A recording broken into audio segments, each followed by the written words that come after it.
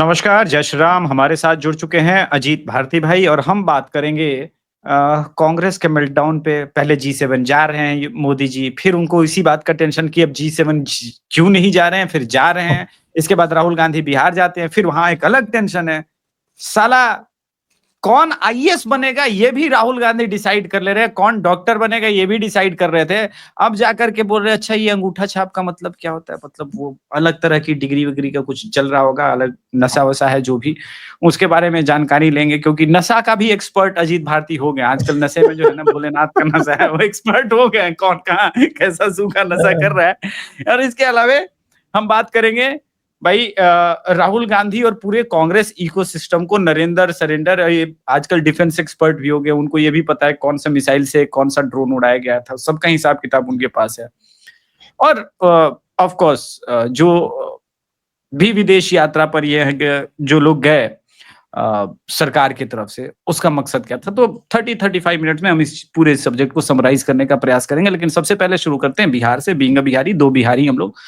Finally BJP के star प्रचारक माननीय राहुल गांधी जी गए। मुझे उम्मीद नहीं थी कि एनडीए जीतेगी, लेकिन जिस प्रकार से अग्रेसिव कैंपेनिंग राहुल गांधी कर रहे हैं, अजीत भाई ओवर टू यू, कैसे देखते हैं बीजेपी के स्टार कैंपेनर की एंट्री बिहार में? नहीं, मुझे भी प्रतीक्षा थी जैसे आप लोगों की थी कि भाई, और सबसे पहले देखिए मैदान में यही आए हैं। मतलब कांग्रेस ही इस तरह से खुल के आ रही है और पूरा बिहार जंगल राज है, क्राइम कैपिटल है, ये सब बोलना चालू किया है। तेजस्वी भी अभी वो औपचारिक यात्रा या इस तरह पे नहीं निकले हैं, ना ही जदयू निकला है, ना ही भाजपा वाले निकले हैं कि भाई अब प्लान्ड है कि रैलीज यहाँ होंगी।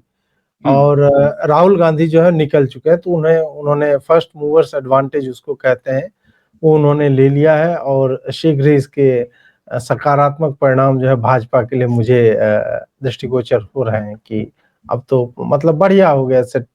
क्योंकि भाजपा के जो भी विषय होते हैं भाजपा स्वयं नहीं लेके आती है, वो विषय जो है राहुल गांधी थाली में सजा करके देते हैं। हम लोग तरफ मिथिला में ने 56 भोग देते हैं दामादों को, तो उस तरह का राहुल गांधी लेके चलते हैं कि भाई आवतारी दुल्हा दामाद, अपन गलिया सवारो है सुंदर सखी, ऐसे करके उनका चल रहा है अपना बढ़िया। तो लीजिए भाई, नरेंद्र सरेंडर। जब पूरा देश मतलब राष्ट्रवाद को लेकर के और अपनी सेना के शौर्य को लेकर के खड़ा है नरेंद्र मोदी के सामने, और उस वक्त किस मतलब नशेड़ी के दिमाग में ये आया होगा, जो भी कैंपेन मैनेजर है इनका, मुझे लगता है वो अलग तरह का कुछ नशा करता होगा। नहीं, मुझे लगता है वो अमित शाह का आदमी है।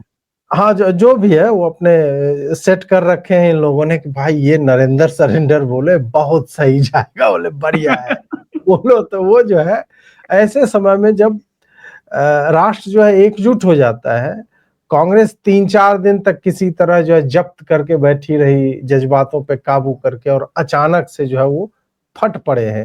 ये गिन रहे हैं कि ट्रंप ने कितनी बार बोल दिया है। ये सब तो बढ़िया है। राहुल गांधी की एंट्री से भाजपा को एक जो है वो स्टार्टिंग बूस्ट जिसको बोलते हैं, जैसे स्प्रिंट में आपने देखा होगा कि रेसर्स के पांव जो होता है ऐसे करके एक इंक्लाइन रहता है, उस पर एक स्टार्ट देने के लिए रहता है, तो राहुल गांधी वही है। चलिए, राहुल गांधी कल थे बिहार में और एक महिला ने बातचीत की, पहले उसको सुनाते फिर उसके बाद आपको आपके बच्चे स्कूल जाते हैं जी। कैसा स्कूल है? पब्लिक प्राइवेट स्कूल है, सरकारी है? सरकारी है जी। उसमें पढ़ाई अच्छी होती है? मतलब अब तो इंटर में चले, सरकारी में पहले से बहुत अच्छे बेहतर है। हाँ, पहले से बेहतर है। क्या क्या सीखते हैं उसमें? उसमें कंप्यूटर भी है उन लोगों के लिए, और कंप्यूटर है, और उसको उनको किताब भी मिलता है, और साइकिल का पैसा मिलता है। हिंदी, अंग्रेजी? हाँ, अंग्रेजी सीखते हैं। अंग्रेजी भी पढ़ाया जाता है। भाई इसका एक्सप्रेशन देखिए, हिंदी अंग्रेजी, मतलब ये किसका प्रचार करने गया था? जदयू का प्रचार करने गया था? जब वो महिला बोल रही है पहले से अच्छा वो पढ़ाई होने लगा, अंग्रेजी भी है, कंप्यूटर भी है, किसकी तरफ से गया था कैंपेन करने? इसमें मुझे लगता है कि ये बिहार कांग्रेस वालों की दुष्टई है कि भाई आप जिस तरह से आप लेके जाते हैं उनकी, ये भाई कुली है आज, तो कुलियों में आप बिठा देते हो। न्यू बैलेंस का जूता पहने हुए, एडिडास का, नाइकी का जूता पहने हुए है, लेकिन अपना वो कुली वाला कुर्ता पहना दिए, and he looks the part, और वो बोलता है उस तरह से।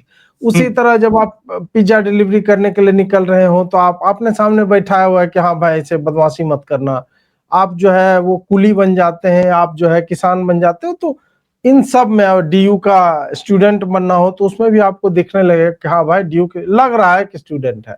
यहाँ पे इन्होंने सही में किसी को, और वो बोल रहे हैं पहले तो अच्छा होता है, पहले किसकी सरकार थी, आप ही लोग की थी सरकार, तो अब सुधार जो होता हुआ दिख रहा है।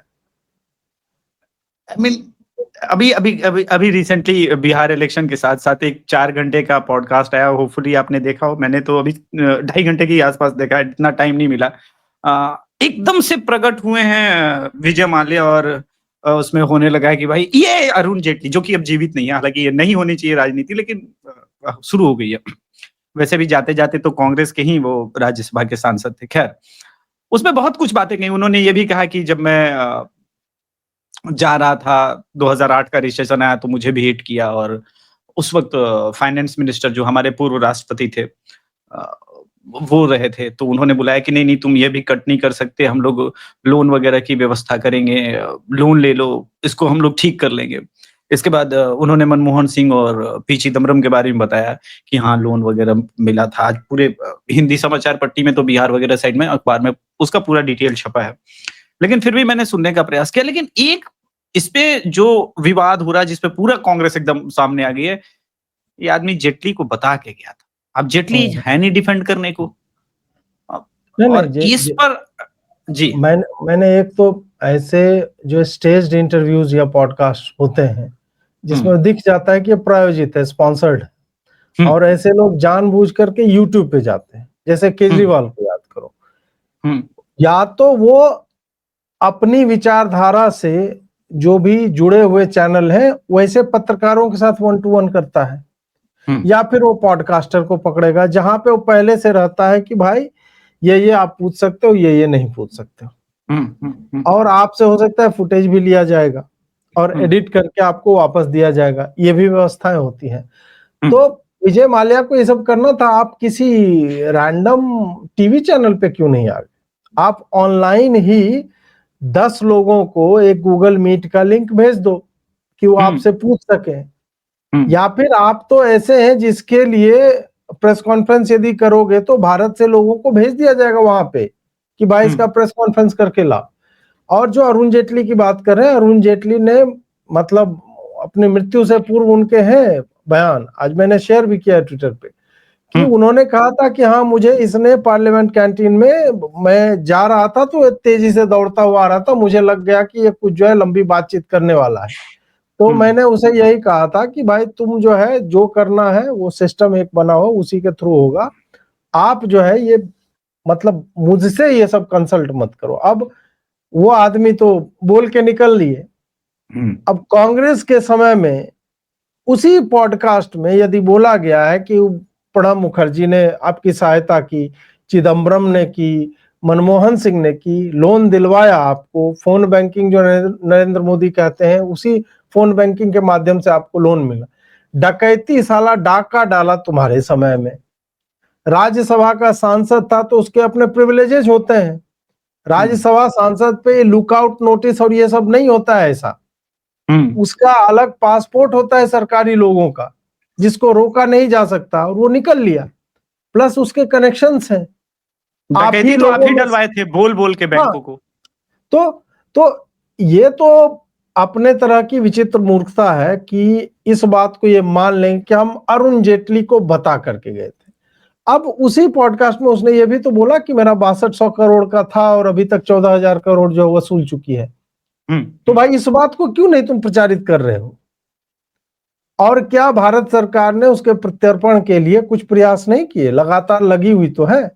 पैसा निकल गया, पैसा जो है वापस हो चुका है, उससे ज्यादा वापस हो चुका है, एसेट्स उसके सारे फ्रीज हो चुके हैं, प्लस उसने और भी चीजें उसमें बताई हैं। अब वो इतना ही दूध का धुला है, तो भारत अभी भी क्यों नहीं आ जा रहा है?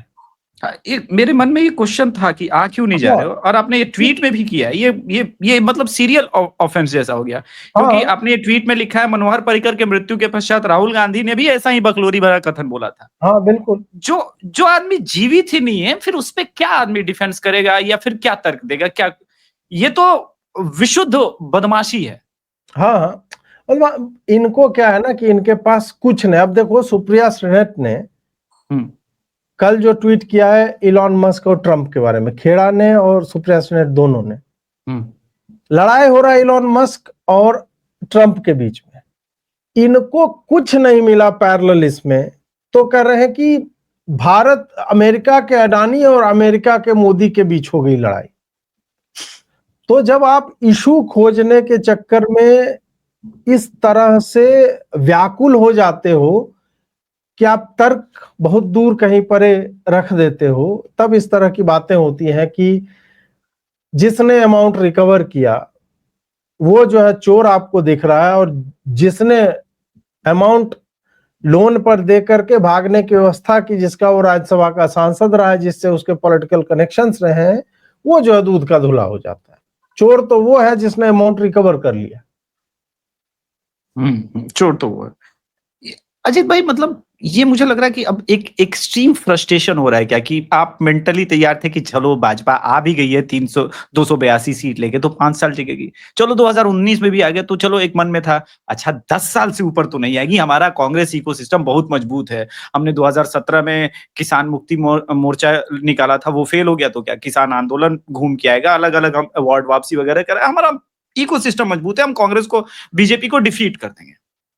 लेकिन 2024 में भी आने के बाद अब ये लग रहा है कि मतलब एकदम फ्रस्ट्रेशन है कि अब दिख नहीं रहा है कि 2029 में भी संभावनाएं हैं, तो अब एकदम भले टूटा हुआ एक टुकड़ा हो जाए, वो केरल को डिवाइड कर लो, तमिलनाडु को भाषा के नाम पे कर्नाटका को करा दो, भले टूटा हुआ देश का टुकड़ा, वहां तो कम से कम राहुल गांधी को पीएम बना सकते हैं। अब उस स्ट्रेटजी पर कांग्रेस जा रही है।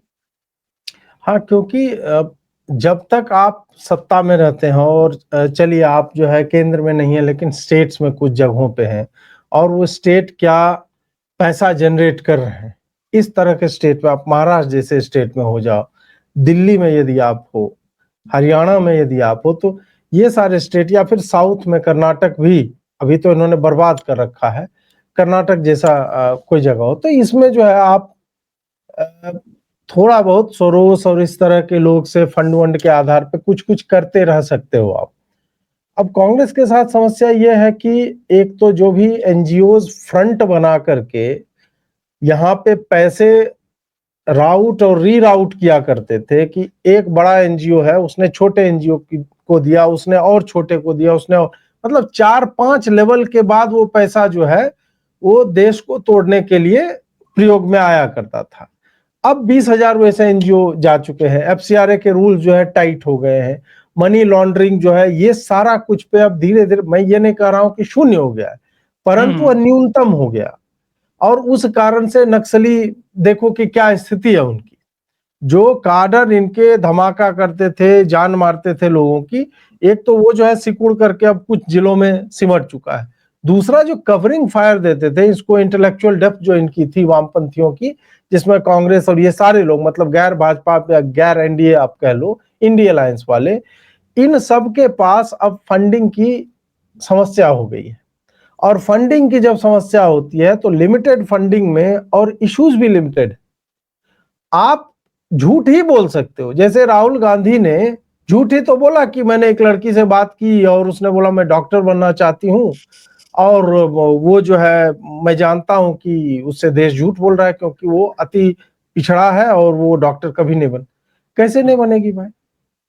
एम्स का पिछले साल का कट ऑफ है 47 जनरल का, जनरल के लिए 47 है, एससी का 647 है, एसटी का 1600 के लगभग कुछ है, तो क्या बात कर रहे हो तुम? और आरक्षण जब है तो उसी तरह की बेटियों के लिए तो आरक्षण है, जो अति पिछड़ा है तुम ये खुल करके आगे आओ ना, कि जो लोग आरक्षण का लाभ ले चुके हैं, उन दलित जातियों में, उन ओबीसीज में, उन एसटीज में जो डोमिनेंट कास्ट है, अब उनको नहीं मिलेगा। सब कैटेगराइजेशन पे तुम क्यों नहीं बोल रहे हो? यदि वो अति दलित है तो दलितों में अति दलित का बनाओ ना, 17% अगर एससी को आरक्षण मिला हुआ है तो 17% में बोल दो कि 12% अति पिछड़ा को मिलेगा।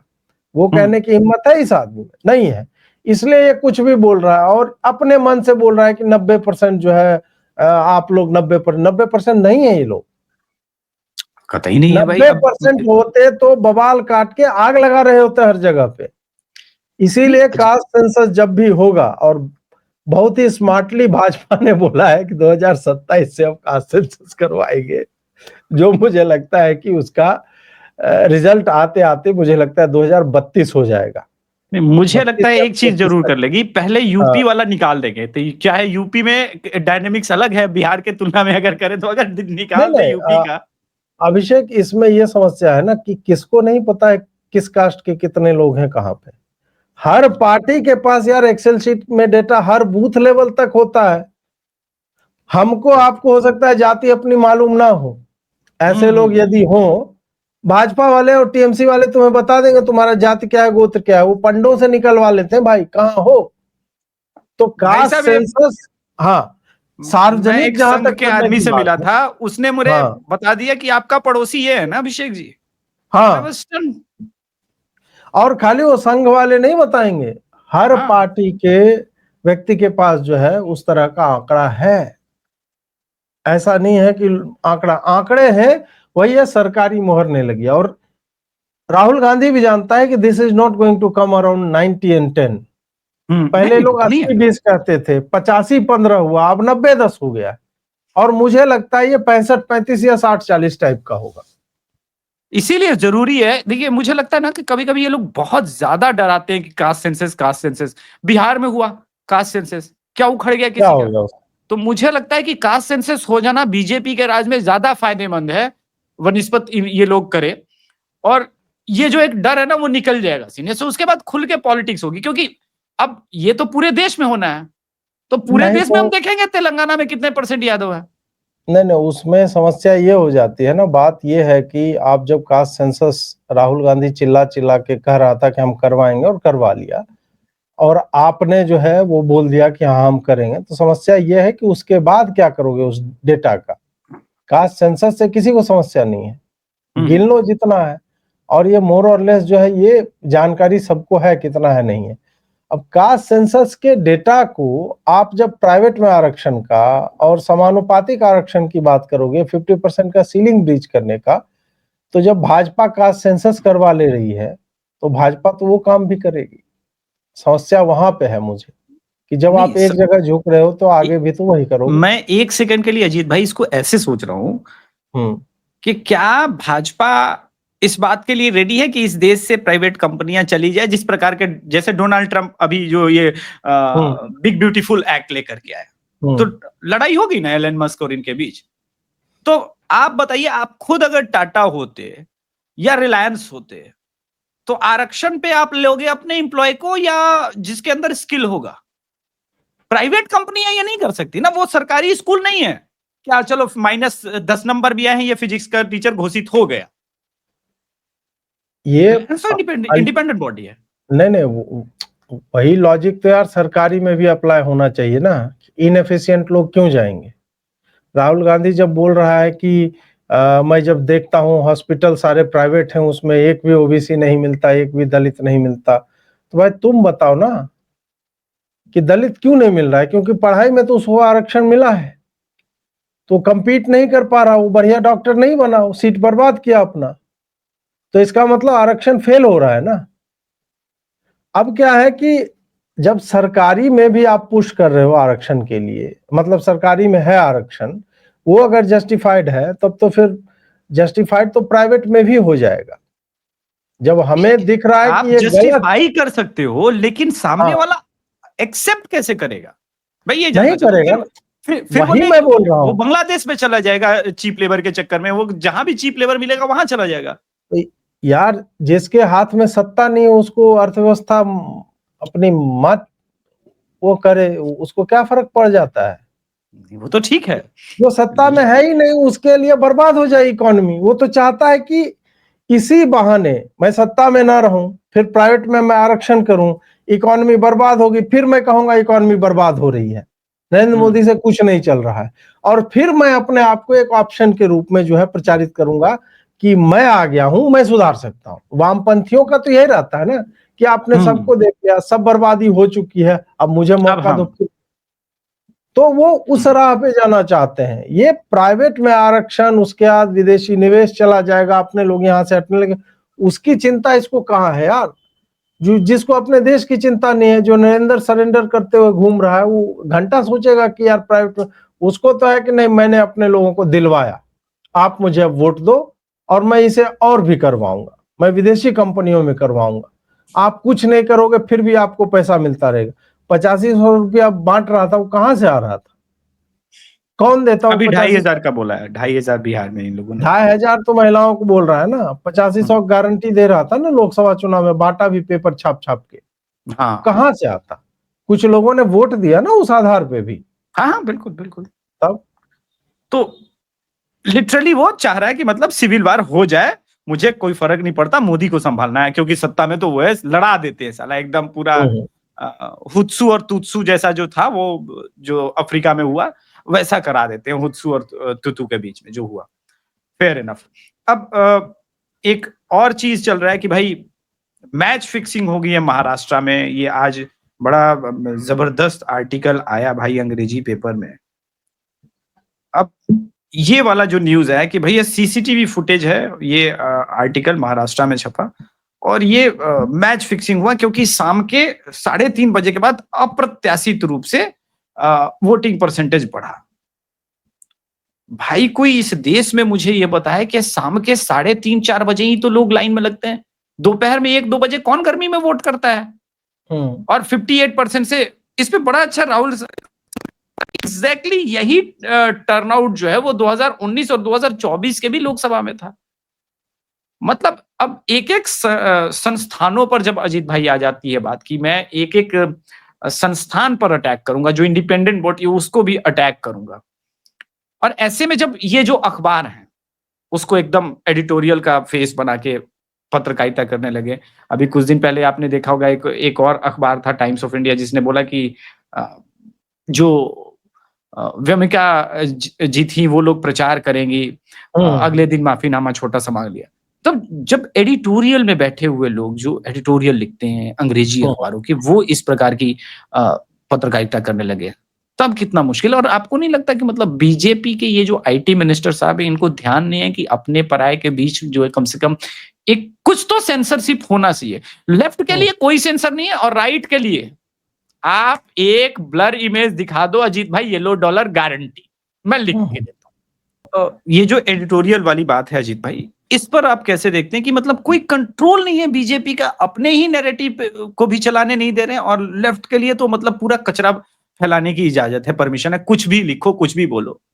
इसमें मुझे ये लगता है कि एक तो ठीक है, भाजपा कभी भी भले उसके ऊपर इतना आरोप लगता रहता है गोदी मीडिया फलाना ढिमका, जो भी गोदी मीडिया है वो स्वतः स्फूर्त है, उनको लगता है बिजनेस हमको यहां से आएगा, इस कारण वो गोदी मीडिया बने। मैं ये नहीं कह रहा हूं गोदी मीडिया नहीं है, मैं आपको ये कह रहा हूं कि ऐसा नहीं है कि भाजपा ने खरीद रखा है। ठीक है, भाजपा ने तो, अडानी ने तो खरीद लिया एनडीटीवी, और खरीदने के लंबे समय बाद तक भी एनडीटीवी का टोन नहीं बदला था। बिल्कुल, कहा तो एबीपी न्यूज को भी जा रहा था कि ये भी है, अभी देखिए एबीपी न्यूज का टोन क्या है, जी न्यूज कहां गया, इन सबको गोदी मीडिया कहते थे ना।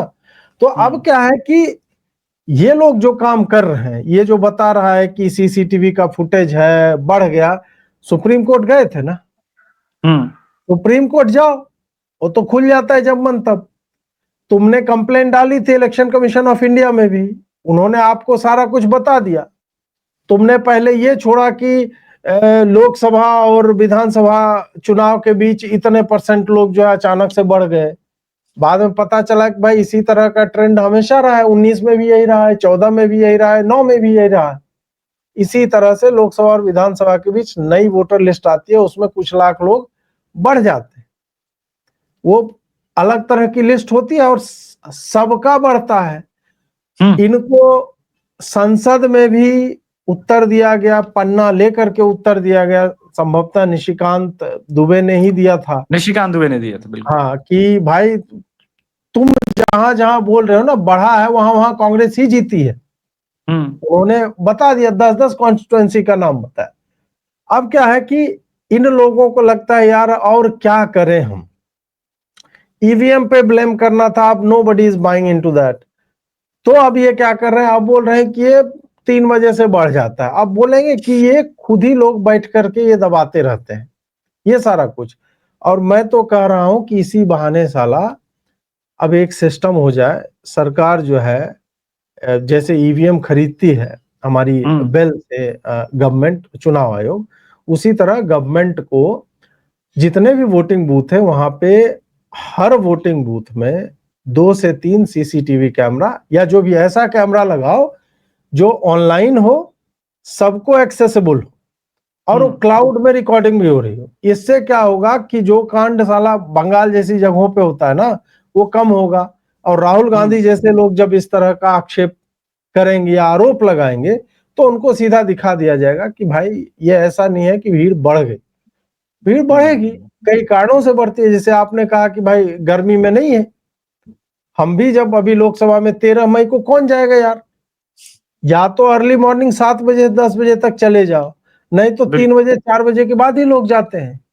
बिल्कुल। और इतने बूथ होते हैं कि ऐसा नहीं होता है कि बहुत लंबी लाइन जो है वो लगी हुई है। उतना डेंसली पॉपुलेटेड गांव तो है नहीं, शहरों में हो सकता है। तो ये इनको जो कहना है कहने दिया जाए, और अखबारों में छापना है छपने दो, कोई बात नहीं है।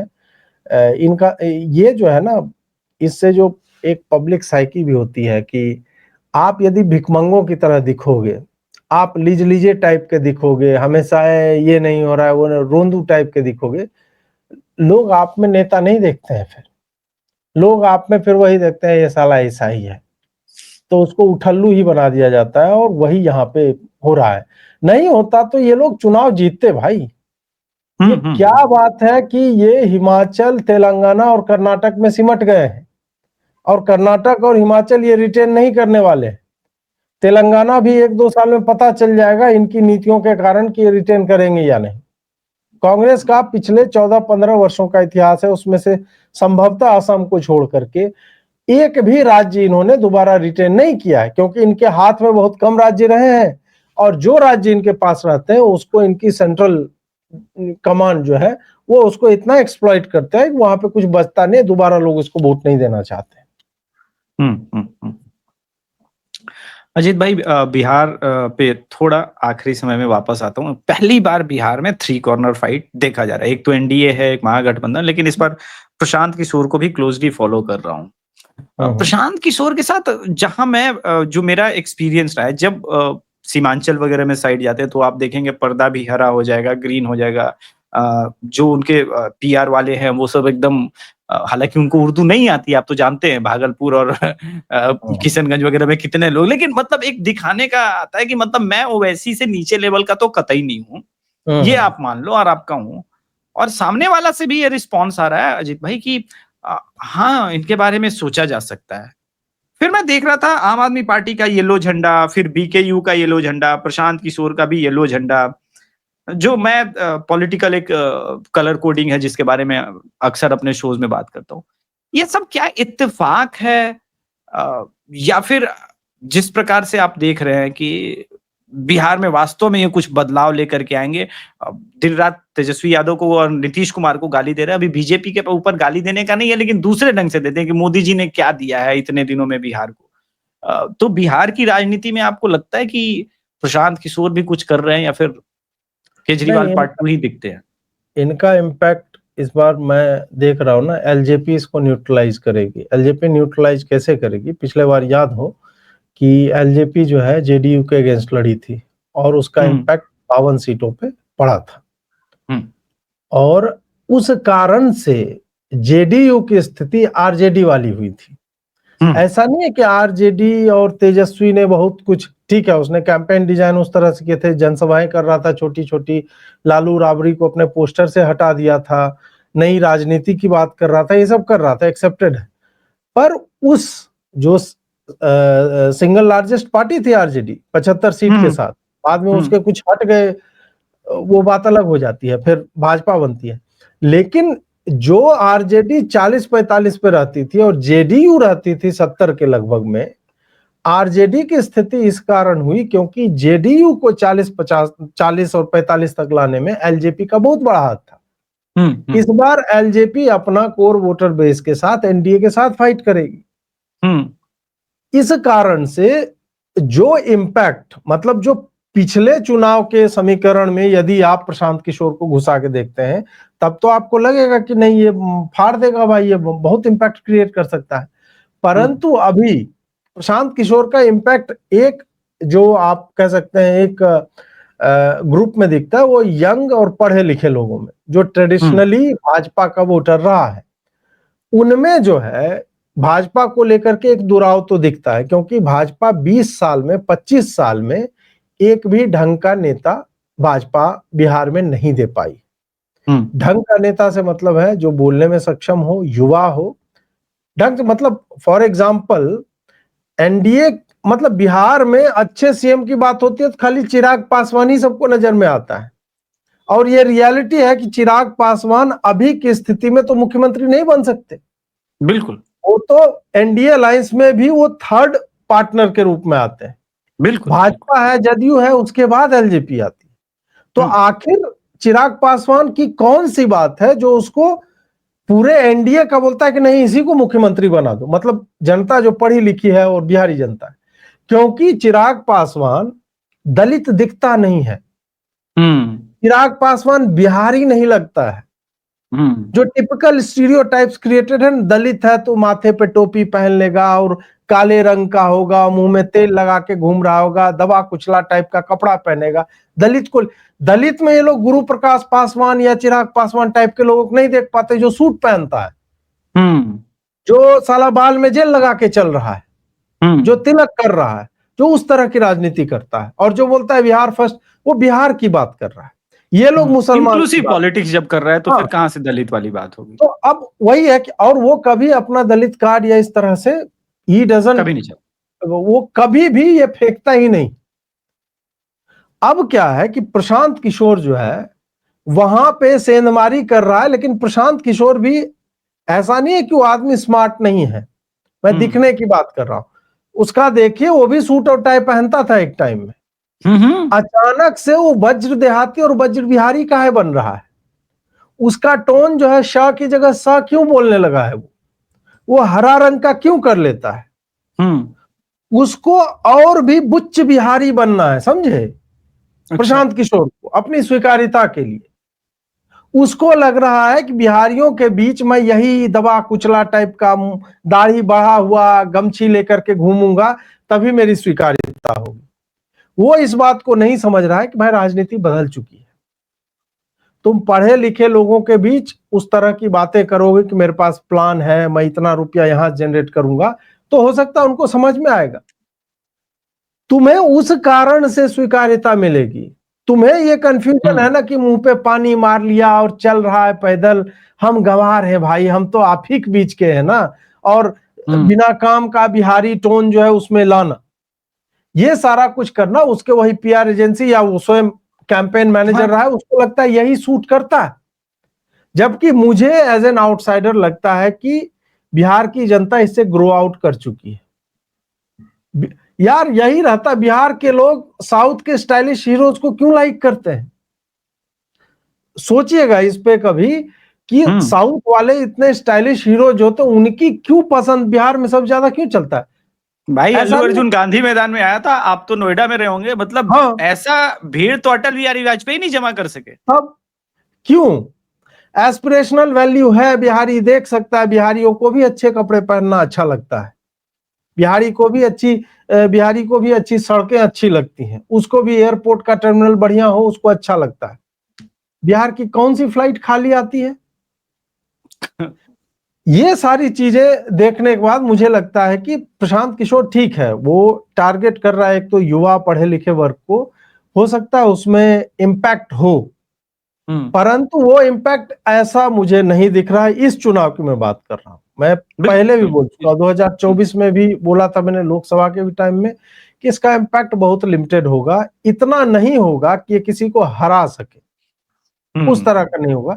ये अपनी एक पहचान क्रिएट करेगा और इसका पहला टेस्ट है ये, और संभव है कि 2030 के चुनाव में इसका अगर ये सर झुका, ये केजरीवाल यदि नहीं बने कि यहां बिहार से वो अब सपने, मतलब बिहार तुमने जीता नहीं, बिहार में 4 सीट आई नहीं और तुम जो प्रधानमंत्री का स्वप्न देखने लगते हो, वो ना करे, सर झुका करके अपना जैसे ये लोकसभा चुनाव के समय में कर रहा था कि भाई चुनाव हो गया बेगूसराय में, लेकिन इसके कार्यकर्ता लगातार लोगों से घर में जाकर के मिल रहे हैं, बात कर रहे हैं, उसको पर्चा दे रहे हैं, उसको पैम्फलेट बांट रहे हैं।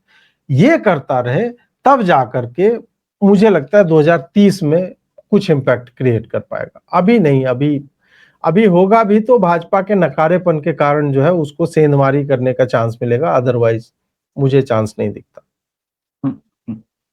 अजीत भाई, आप शो में आए इसके लिए बहुत बहुत धन्यवाद। बहुत बहुत धन्यवाद अजीत भाई। दर्शकों से निवेदन है, कृपया अजीत भारती भाई के चैनल को भी सब्सक्राइब करें, द अभिषेक तिवारी शो को सब्सक्राइब करें, सपोर्ट करें। और बिहार में ग्राउंड रिपोर्टिंग तो हम शुरू करने ही वाले हैं अगले महीने से। बस ये मेरी देवघर की कांवड़ यात्रा हो जाए, उसके बाद ही सब कुछ शुरू होता है मेरा, आप लोगों को तो पता ही है। तो ठीक है, बहुत बहुत धन्यवाद अजीत भाई शो में आने के लिए। Thank you. जय श्री राम। कंपल्सरी है जय श्री राम बोलना। बकरीद का ये थोड़ी है ना पोस्टर लगा के घूमे जा रहे हैं।